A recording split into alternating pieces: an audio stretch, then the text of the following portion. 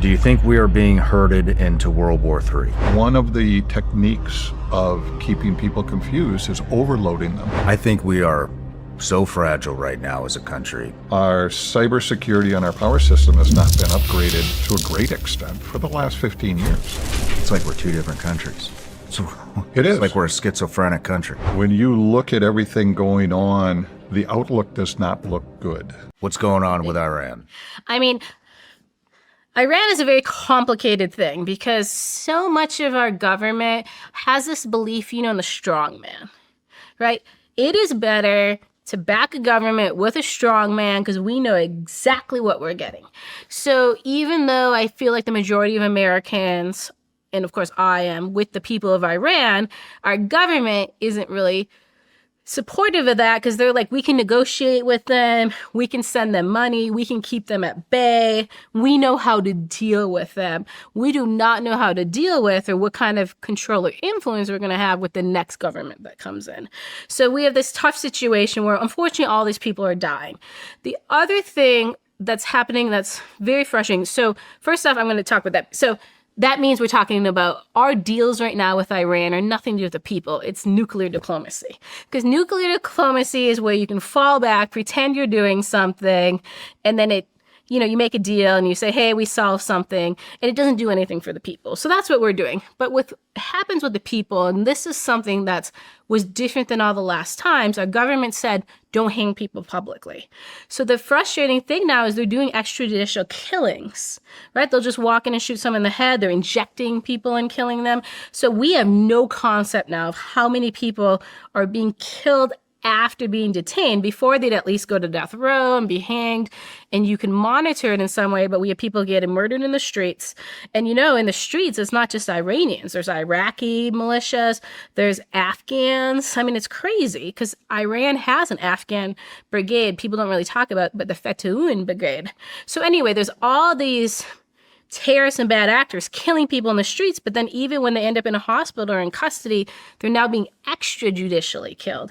And we're basically telling them to do it. Like, just don't do it publicly. As of this recording, Polymarket says there's a 19% chance that Khamenei, I'm saying that wrong, will be out as supreme leader of Iran by March 31st. What do you think? I think because our government's doing this nuclear deal stuff, I don't believe it at all. Now, if our government had said, we're done negotiating with the government Iran, we only negotiate with the people, I would say he'll be out 80%.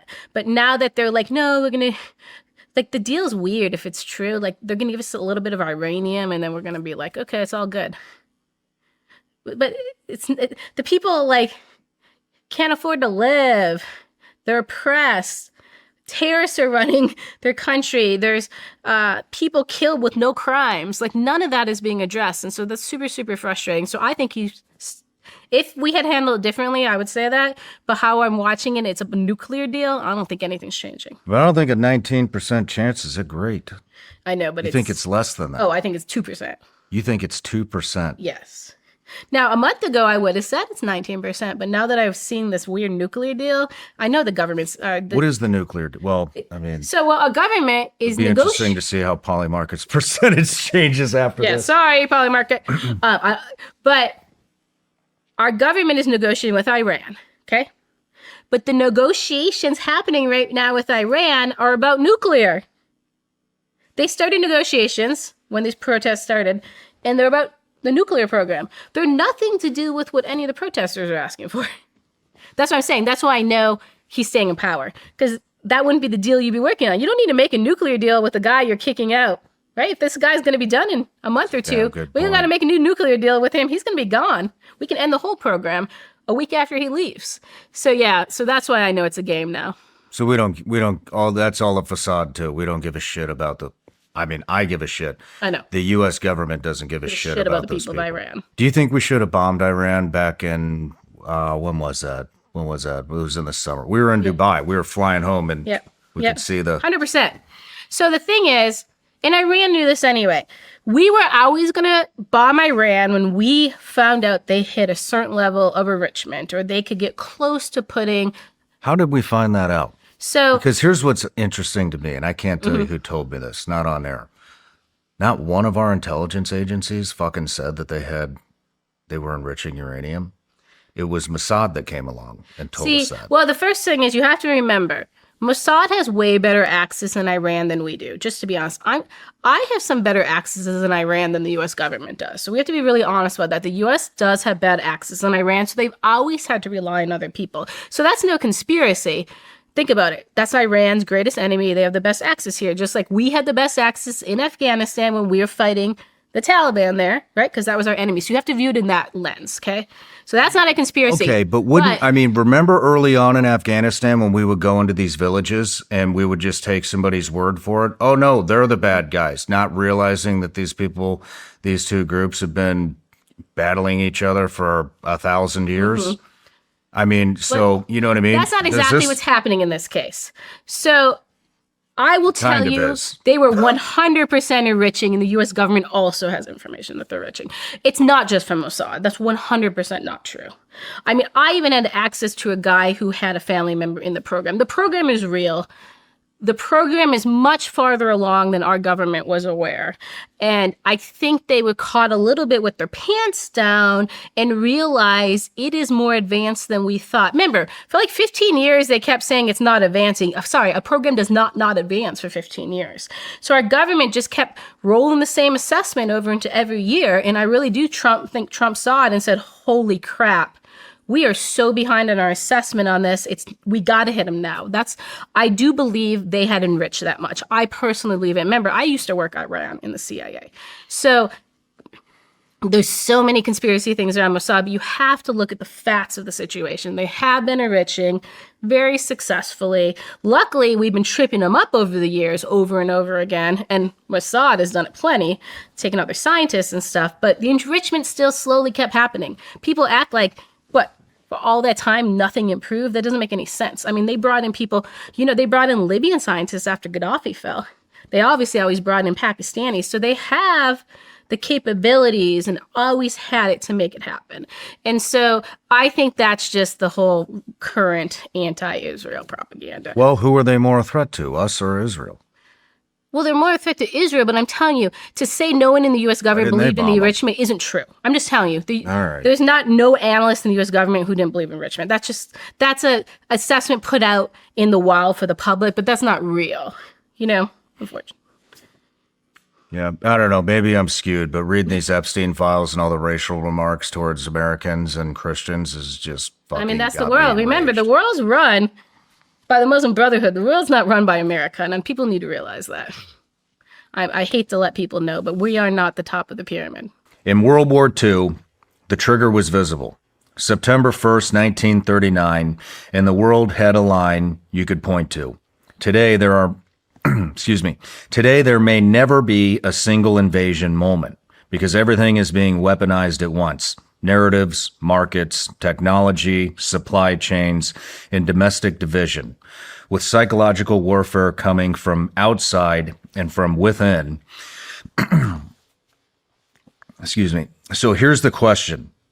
Are we watching the modern version of the 1930s, where pressure campaigns and propaganda set the conditions until a major war becomes unavoidable? And if so, what are the clearest World War II era parallels you see playing out in real time right now? Wow. That's quite the question. I'm actually going to take it back a war. Okay. Before World War One, historians would say the world was a tinderbox. It was ready to go, right? And then you had the assassination of Archduke Ferdinand that kind of kicked everything off, right? Even more than in 1939. 1939, Hitler invaded Poland and people were on edge. But in World War I, even more than that, there was more going on that the whole world was on edge, right, and ready to go. I frequently, when I'm talking to my wife, I'm saying, the world right now is a tinderbox. Everybody is on the edge of their seat waiting to see what's going to happen. Mm-hmm. I see massive parallels to before World War I. I think we are more of a tinderbox than we were before World War II. World War II, There was still a possibility for diplomacy and some actions that could have been taken that may have forestalled a world war. World War I, everybody was so ready to jump in that it was almost a foregone conclusion. So having said that, yeah, I see a lot of parallels right now. Information is a huge area of warfare. The way information is disseminated, how it's disseminated, who it's disseminated to, is pitting people against each other. In the U.S., I think we are more divided than we've ever been. It's us versus them, and we talk at each other instead of with each other. I think internationally, we are, not just us, everybody is starting to position. And for those of us who are a little bit older and played the game of Risk, where you used to like put things on a board and figure out where you're going to get power and get ready, I'm seeing all of the pieces moving around, and it scares me. What exactly are you seeing as far as is pieces moving around in strategic locations? I mean, we've been talking about Greenland, we've been talking about Panama, Yep. China, Taiwan situation, Russia, Ukraine, Right. now Venezuela. Right. I don't know if that's a strategic location other than oil. I think it's strategic not only for oil. A lot of people are saying, hey, it's oil, right? And it is. Largest oil reserves in the world, right? It's also a positioning maneuver. It's positioning the U.S. as we can do what we want, where we want, when we want, and we have power. And it's kind of putting everybody else on notice. I mean, I don't feel like that's a new thing. What's that? I don't feel like that's a new thing. It's not, but it's never been so overt. We're more in the open with it now. I think before we were a little more subtle. When is before? Maybe are we not talking as much. pre-World War I? Or are we talking? No. Actually, I would say, yeah, it's funny because in my book, I detail a number of countries that we've done this to. And it's not new.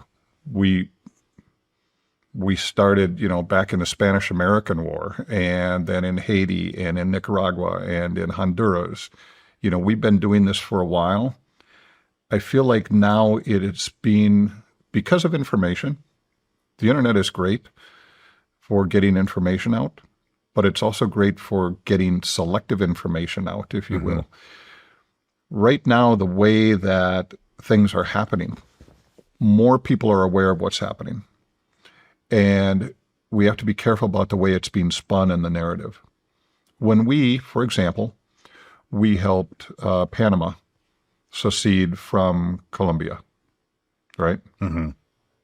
Yeah, not Colombia. Yeah. When we did that, how many people know? Right now, if you talk to people and say, well, Panama's always been a country, right? No, it hasn't. We helped them declare independence, and then we put warships off of the east and west coast to make sure that they maintained it because we wanted control of the whole canal area.